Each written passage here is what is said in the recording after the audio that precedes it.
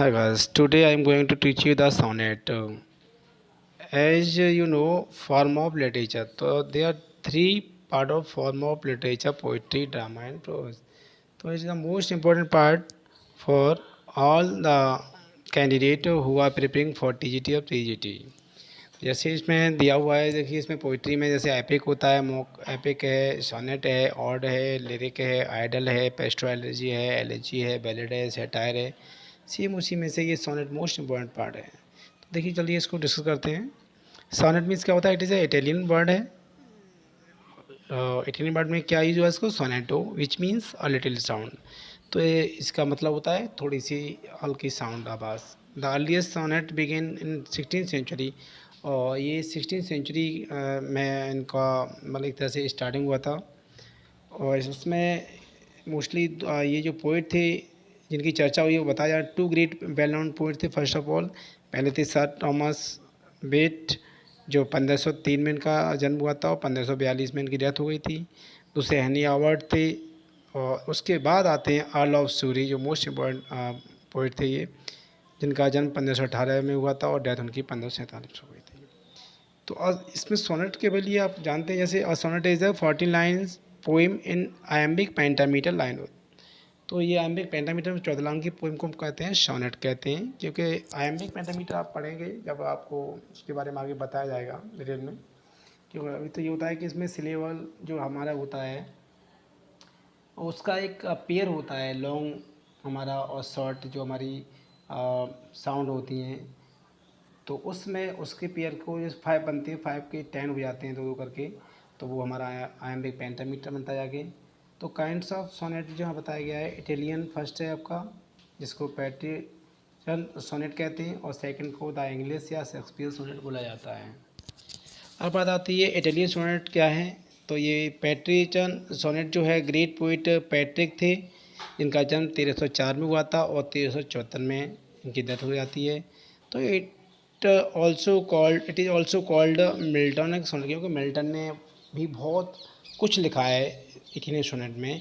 जो उन्होंने एक्चुअली लगभग उन्होंने 24 सोनेट उन्होंने भी लिखे थे। तो पैट्रियन सोनेट है क्या, पहले आप देख लीजिए। हम उन्हें इसके 2 पार्ट बनाती हैं, ए और बी। तो ए में क्या हमने दिखाया, देखिए पहले पहले फर्स्ट पार्ट को हमने डिवाइड किया है 8 लाइन में। इसको ऑक्टेव कहा जाता है।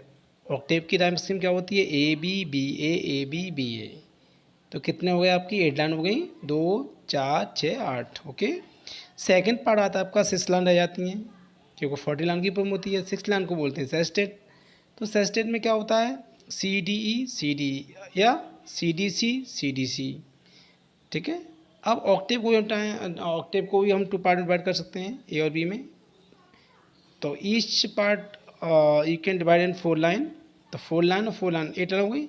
और 4 लाइन जो है इसको क्या कहा जाता है? क्वैट्रन। क्या कहेंगे इसे हम? क्वैट्रन कहेंगे। देखो हम दोनों टाइप लिखा हुआ है, क्वैट्रन क्वैट्रन। ऐसे सेस्टेट लिखा हुआ है, उसको हमने 2 पार्ट डिवाइड किया। और ईच पार्ट इज़ कितनी इसमें? 3 लाइन्स इसमें। तो इसमें 3 लाइन है। तो 3 लाइन जब ईच पार्ट में दी हुई हैं तो आपकी 6 हो गई। तो जो 3 लाइन को हम क्या बोलेंगे यहाँ पर? टर्सेट बोलेंगे। क्या बोलेंगे? टर्सेट। जैसे बी पॉइंट में 3 लिखा है ओनली, तो वो लाइन्स हैं, और टी ई का मतलब टर्सेट ही लिखा हुआ है। ठीक है, कन्फर्म रखें। तो फिर रिपीट कर रहा हूँ आपको। और जो आपकी सोनेट होता है 40 लाइन की पोएम होती है, ये ध्यान रखें आप। पहला पार्ट होता है आपका, उसमें स्टार्टिंग की 8 लाइन होती हैं, उसको ऑक्टेव कहा जाता है।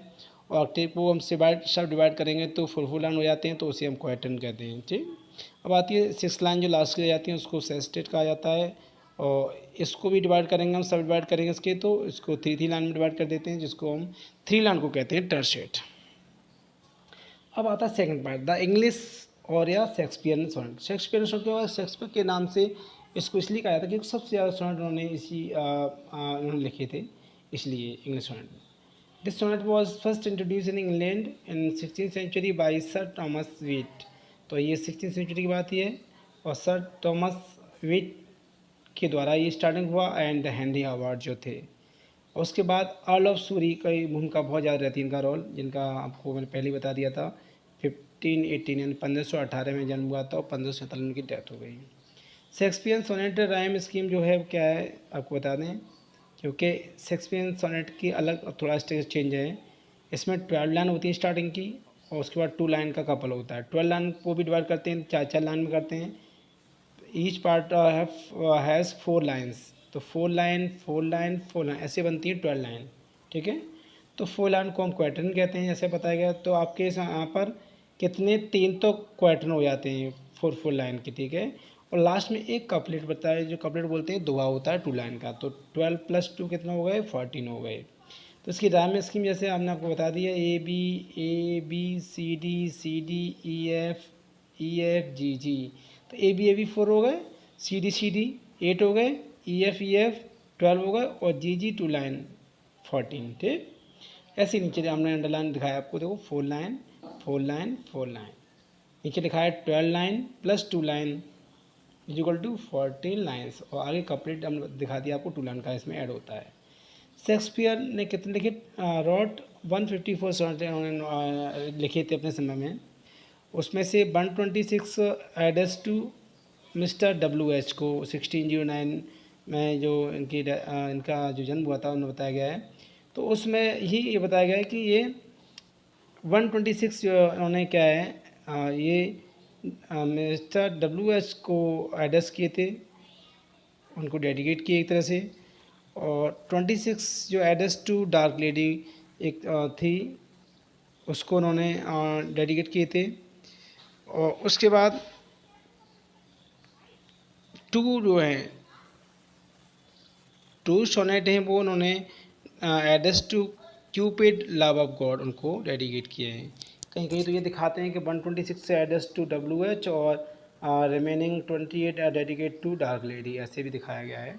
तो आपको दोनों में से कोई भी पार्ट मिल जाता है, 28 मिलता है तो उसे भी माने, या 26 दिखाया गया तो वो भी है आपका, ठीक है।